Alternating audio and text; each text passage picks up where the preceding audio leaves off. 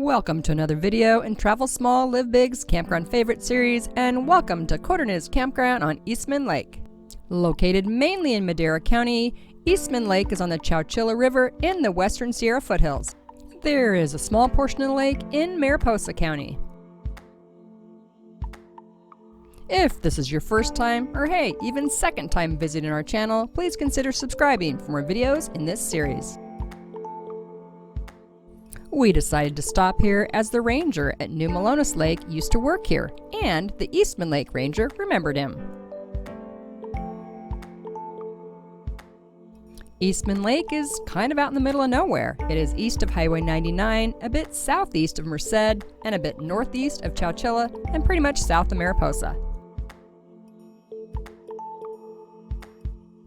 It's a little lower in the foothills than New Melones and McSwain, which was our last two stops on this Christmas and New Year's trip. It's a little more in the flats. This reservoir was formed in 1975 when the Army Corps of Engineers constructed Buchanan Dam. It was for a flood control and irrigation project. The Army Corps of Engineers operates the campground here on the eastern shore.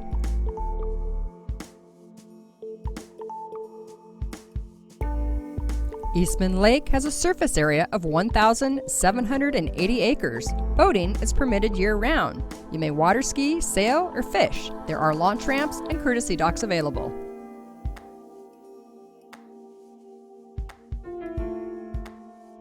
Codorniz, which isn't easy to say, I want to throw an extra R in there, Codorniz Campground, offers 80+ sites for tents or RVs of any length.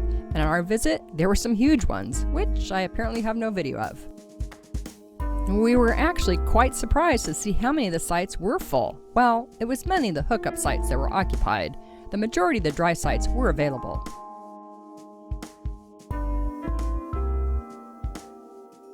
Well, we were arriving just before New Year's Eve, so that may have been the reason for so many campers out and about.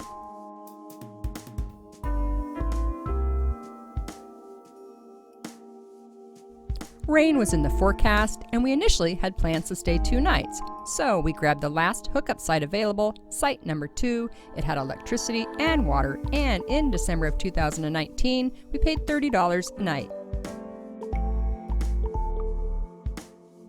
The campground offers drinking water, flush toilets, free hot showers, a dump station, playground, volleyball courts, horseshoe pits, and just around the corner up the hill is an equestrian campground.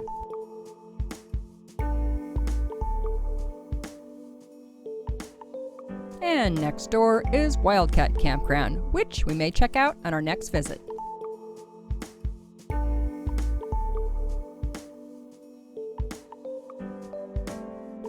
The sites offer picnic tables, fire rings, lantern holders, shade ramadas, and some of the sites offer beautiful views of the lake. This lake looked like kayak heaven. Next time! The lake sits at 650 feet in elevation, and in the summer it can get quite hot here. Swimming is permitted, and the water is supposedly warm in the hot months. Again, we were here in December, so cold at night, but beautiful. The Department of Fish and Game established a trophy bass program here. Other fish include bluegill, trout, and catfish.